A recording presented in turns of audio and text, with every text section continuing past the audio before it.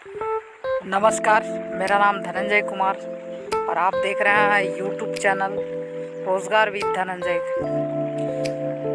तो मेरा कहना यही है कि समय के साथ हम सभी का सामना बीते हुए कल से होता है। यह हमारा अतीत है जो हमारे वर्तमान और भविष्य को आकार देता है। बीता हुआ कल हमें उन अनुभवों को याद दिलाता है जिन्होंने हमें बताया है कि उन सबक को सिखाया है, जिन्होंने हमें सशक्त बनाया है और उन प्रेरणाओं को उत्पन्न किया है जिन्होंने हमें आगे बढ़ने की ताकत दी है। इस ब्लॉग में हम बीते हुए कल की यादों और सबकों और प्रेरणाओं पर विचार करेंगे। जैसा कि आज 31 दिसंबर 2024। यादें हमारे जीवन की अनमोल खजाने होती हैं। वे हमारे अतीत के झलक देती हैं और हमें खुशियों और दुखों के क्षण को फिर से जीने का अवसर देती है। यादें हमें बताती हैं कि हम कितनी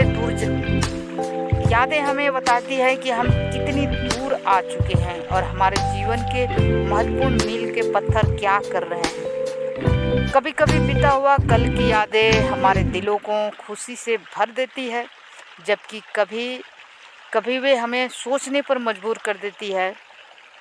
इन यादों का महत्व यह है कि वे हमें इंसान बने रहने का एहसास कराती है। अतीत के अनुभव हमें महत्वपूर्ण सबक सिखाते हैं। वे हमारी गलतियों को उजागर करते हैं और हमें सुधारने का मौका देते हैं। बीता हुआ कल हमें सिखाता है कि कैसे विपरीत परिस्थितियों का सामना करना है, कैसे अपनी क्षमताओं को निखारना है और अपने कैसे कमजोरियों को पहचानना है। यह वह समय होता है जब हम सीखते हैं कि हर गलती में छिपा हुआ सबक होता है और वह हमें मजबूत बुद्धिमान बनाता है। बीता हुआ कल हमें प्रेरणा देने का भी स्रोत होता है। जब हम अपने अतीत का संघर्षों से विजय को देखते हैं तो हमें यह एहसास होता है कि हमारे भीतर कितनी ताकत है। यह हमें आगे बढ़ने की प्रेरणा देता है और हमें याद दिलाता है कि हम किसी भी चुनौती का सामना कर सकते हैं। हमारे अतीत याद दिलाता है कि हम किसी भी चुनौती का सामना कर सकते हैं। हमारे अतीत की कठिनाइयाँ हमें यह सिखाती है कि सफलता का मार्ग हमेशा सीधा नहीं होता, लेकिन संघर्ष और समर्पण के साथ हम अपने लक्ष्यों को प्राप्त कर सकते हैं। बीता हुआ कल हमारे जीवन का महत्वपूर्ण हिस्सा है।